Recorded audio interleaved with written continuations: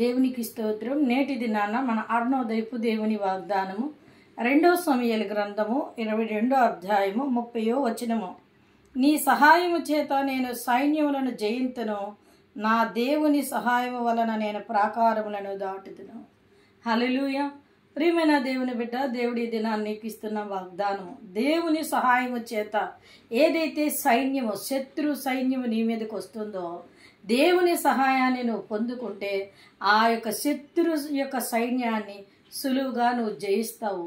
అంతేకాకుండా ప్రాకారములు దాటినట్లుగా దేవుడు ఆ బలాన్ని నీకు ఇస్తాడు. కనుక దేవుని యందు నువ్వు మనసు ఉంచి దేవుని సహాయాన్ని కోరు వెళ్ళవేళలా ఎంతమంది శత్రువులు వచ్చినా పర్వాలేదు, దేవుని సహాయం నువ్వు కోరితే సులువుగా వారి నుంచి నువ్వు తప్పించుకోగలవు. ఎందుకంటే కీర్తన 3లో అంటాడు దావీదు, 10,000 మంది వచ్చి నా చుట్టూ మోహరించినను నేను భయపడను. ఒక్క దావీదే 10,000 మంది సైన్యం వచ్చినా నేను భయపడను అంటాడు. ఎందుకు అంటే అతడు ఎప్పుడు కూడా దేవుని సహాయం కోరుతాడు.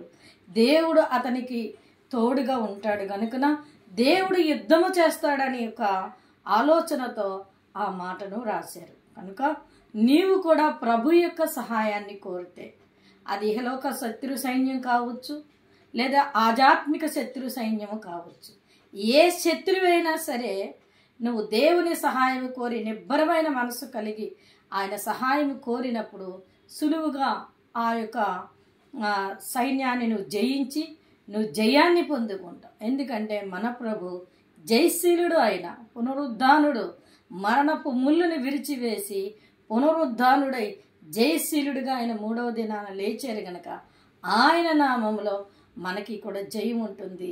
ఆ జయాన్ని దేవుడు నీకు ఇచ్చి నీ శత్రువు అంతటి మీద నీకు జయం ఇచ్చి నిన్ను నిలబెట్టి ప్రాకారాలు దాటే బలము, అది శరీర బలం కావచ్చు, ఆర్థిక బలము కావచ్చు, ఆ బలాన్ని దేవుడు నీకు ఇచ్చి అనేకులకి ఆశీర్వాదకరంగా నిలబెడతాడు. అరుణోదయాన లేచిన వెంటనే ప్రార్థన చేసుకుని వాగ్దానాన్ని పట్టుకొని నీ జీవితాన్ని ప్రారంభించు. దేవుడు నిన్ను దీవించి ఆశీర్వదిస్తాడు. ఆమేన్.